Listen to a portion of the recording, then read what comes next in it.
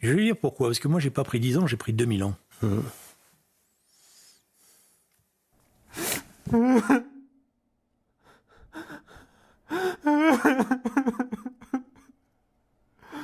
J'ai pris quelque chose, oui, au soir du 7 octobre.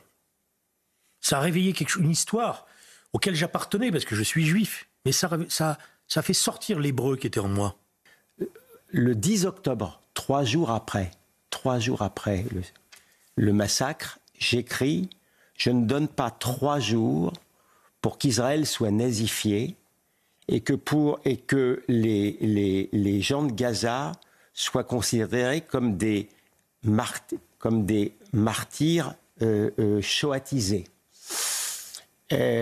Malheureusement, je ne me suis pas trompé quand vous voyez que Israël est traduit de manière presque pornographique devant le tribunal public après avoir commis le pire pogrom depuis la Shoah. Donc, au jour le jour, j'analyse ça. Pas commis, après avoir subi. Après avoir subi, autant pour moi, le pire pogrom depuis la Shoah. Donc chaque jour, j'analyse ça et j'analyse aussi l'actualité en France, ce qui s'est passé à Arras.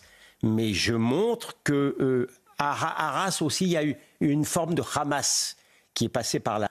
Mais quand je vois qui donne des leçons dans le monde aujourd'hui, sont ces États-là qui donnent, c'est l'Iran qui donne des leçons, c'est les Houthis qui donnent des leçons. C'est eux qui donnent le là. Et une partie de la gauche, et c'est ça qui est encore plus terrible pour moi, pour être honnête, une partie de la gauche que j'aime, que j'ai aimé, aujourd'hui, reprend les arguments que nous avons combattus. Parce que nous, à l'époque, nous étions contre le stalinisme et contre l'impérialisme. Et eux, maintenant, ils sont avec les pires. Et ça leur pose pas de problème. Vous avez eu une phrase qui m'a marqué cet après-midi quand vous m'avez annoncé la publication de ce livre. Vous m'avez dit « En 100 jours, j'ai pris 10 ans ». Oui, c'est vrai. Ah ben je vous assure que c'est pas de la... Je vois bien que j'ai pris 10 ans dans la tête. Je me sens avoir vieilli. Ça arrive, mais... Vieilli ou souffert ? Ah ben je pense que la souffrance doit faire vieillir. Je me sens plus âgé. Je serai plus jamais heureux. Sachez-le. Je ne serai plus jamais heureux comme je l'étais le 6 octobre au soir. Quelque chose s'est écroulé en moi. Mes enfants sont là-bas. Et je m'arrête là pour dire ce qui se passe là-bas. Donc oui, ça a été... Je veux dire, c'est insupportable.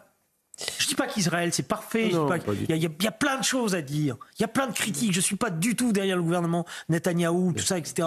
Mais encore une fois, ce journal, qui n'est pas un journal intime, qui est un journal de guerre, a été une sorte de cure pour moi également.